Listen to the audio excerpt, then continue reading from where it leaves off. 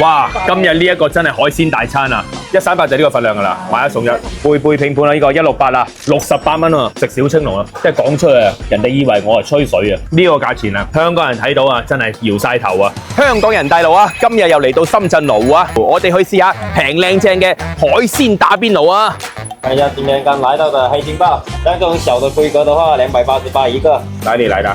新西蘭的，這個可以給你切薄片刺身啊，也可以打火鍋啊，都可以的。這個美國大響螺，268一斤，這個一個得有2斤左右。美國象拔蚌，188一斤。這個肯定要刺身啊，對不對？對，這個刺身的。今天我就是要吃刺身。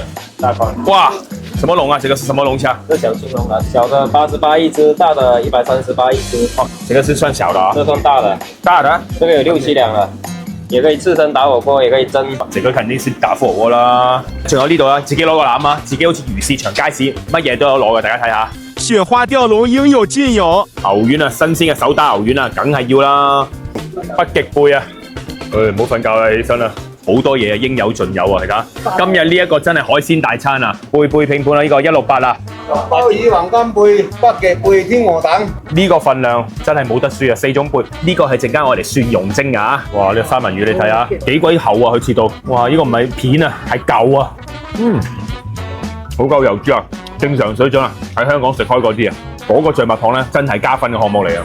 真係個新鮮程度真係冇得頂啊！238蚊呢個價錢啊，喺深圳啊係算係良心，但係喺香港啊，我諗算係直情係奇蹟啊！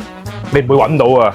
其實呢個係2個人嘅份量啊，大佬你睇下，係雪花啊！6蚊嘅呢個粥，食完之後仲可以免費加粥啊！呢啲聽聞係秦川牛嚟㗎嚇，我喺深圳食過嗰啲貴幾倍嗰啲牛肉咧，都冇唔夠呢個香喎。呢個係食落去咧有啲牛肉味，好香甜嗰隻。呢度除咗可以打邊爐之外咧，仲有可以蒸啊！佢會咧好細心幫你俾埋啲蒜蓉汁你㗎，仲喐嗰啲龍蝦睇下新鮮，自己 DIY 啊，豐衣足食，你想點食就點食。呢隻小青龍咧，我就一啲醬油都唔加，淨係加咗佢自己嘅蒜蓉。新鮮嘅就真係冇得呃人嘅，鮮甜嗰種味道嚟嘅。68蚊啊，食小青龍啊，即係講出嚟啊，人哋以為我係吹水啊。咁香港人睇到啊，真係搖晒頭啊，隻隻咧都幾鬼飽滿啊！你睇下，鮑魚正啊，冇得輸啊，彈牙煙韌啊，哇！呢個北極貝正啊！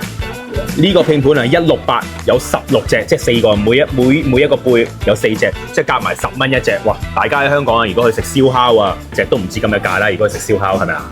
呢餐飯4個人啊，我哋海鮮叫咗一圈，個價先係676蚊啊，係咪？呢啲價錢喺深圳先會揾到啊！呢間餐廳咧，我已經翻到第4次㗎啦。你哋如果經過咧，絕對可以嚟試下呢間餐廳啊，感受下咩叫批發價食海鮮啊！下集更精彩。